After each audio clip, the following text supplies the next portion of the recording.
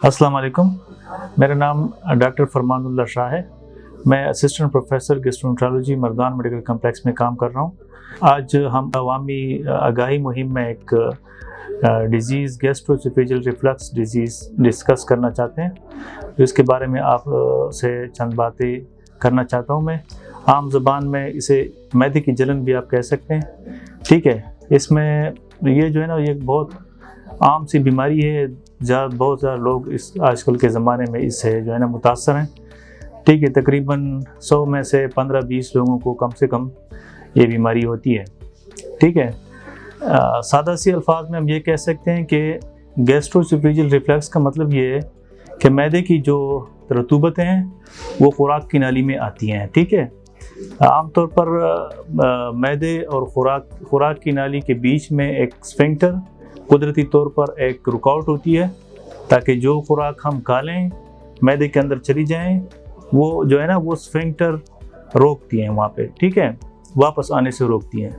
इसमें ये होता है कि ये स्फिंक्टर की प्रेशर थोड़ी, इसकी दबाव, इसकी रुकावट थोड़ी कमज़ोर पड़ जाती है, ठीक है। तो मैदे की जो रतूबतें हैं, चूँकि वो तेज़ाबी होती हैं, वो जो खुराक की नाली में आते हैं, तो ये मरीज़ को ये तकलीफ़ दे होता है। इसके मतलब मुख्तलिफ़ किस्म के इलामात हैं। सबसे कॉमन जो इलामत होती है वो मरीज़ को जो है ना मैदे में जलन महसूस होता है, ठीक है। वो जलन ऊपर जो है ना वो सीने में भी इस तरह आता रहता है, ठीक है। और ये ज़रूरी नहीं कि दिन में 24 घंटे ये जलन हो। खुराक के बाद अक्सर कुछ देर के लिए जलन महसूस होता है, फिर ठीक हो जाता है, फिर ये जलन महसूस होता है।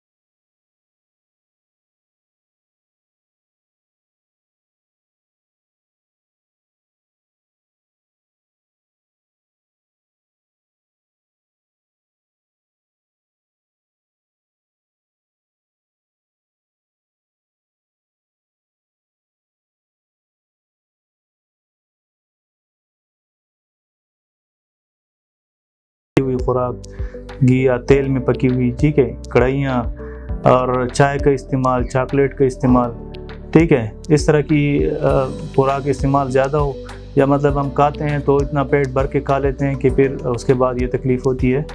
और हमारी लाइफ़स्टाइल भी ऐसी है कि हमारी एक्सरसाइज वर्जिश जो है ना, दिन में हमारा बहुत कम है वर्जिश, ठीक है।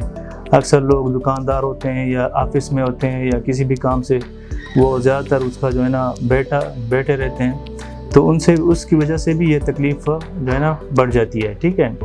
या इसी तरह वज़न भी अगर आपका बढ़ा हुआ है, ठीक है, तो वो फैट्स का भी जो पेट के अंदर होते हैं उनका भी मैदे के जो है ना उसके ऊपर प्रेशर होता है, तो मैदे की रतूबतें खुराक की नाली में आती रहती हैं, ठीक है। ये बीमारी जो है ना इतनी कोई ज़्यादा ख़तरनाक अमूमन नहीं होती, लेकिन जो है ना आगे जाके हर बीमारी के फिर मुख्तलिफ़ किस्म के कॉम्प्लिकेशंस होते हैं, ठीक है। और इस बीमारी की भी इसी तरह है कि खुराक की नाली में जो है ना बाद में फिर ज़ख़म भी पड़ जाते हैं। बार बार ये रतूबतें, तेज़ाबी रतूबतें आती रहती हैं, तो उसको जो है ना उसमें अक्सर ज़ख़म पड़ जाते हैं, ठीक है। वो ज़ख़म से फिर खून का भी आना, ठीक है। कभी कभार मरीज़ हमारे पास आते हैं वो बिल्कुल खून की उल्टी कर लेते हैं, ठीक है। कुछ मरीज़ ऐसे होते हैं कि उनका जो है ना खून कम होता जाता है, ठीक है। कुछ इस तरह होते हैं कि वो जो ज़ख़म है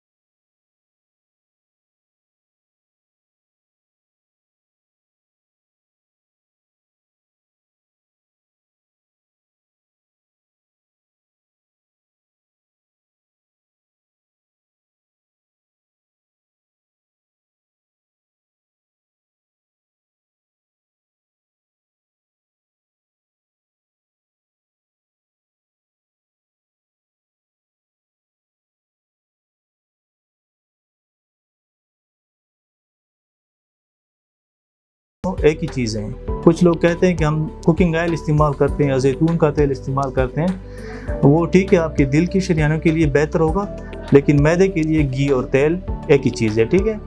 तो घी और तेल का इस्तेमाल इसमें तली हुई खुराक, ठीक है, या खालिस मक्खन या जो है ना वो खाते हैं, मलाई खाते हैं, इस तरह की जो है ना ये जल्द हज़म होने वाली ग़िज़ा नहीं होती। तो जितनी देर मैदे में जो है ना खुराक ठहरता है, उतना ही ये उसके साथ ये मसला ज़्यादा होता है, ठीक है। अच्छा, दूसरी बात ये कि वज़न जिनका बढ़ा हुआ है तो वज़न कम कर लें। ज़्यादा तेज़ाबी तुर्श खुराक अक्सर जो है ना ये माल्टे, ये कीनू वग़ैरह, ये भी इसकी ऐसे मरीज़ों की जो है ना तकलीफ़ उसकी ज़्यादा कर लेते हैं, ठीक है।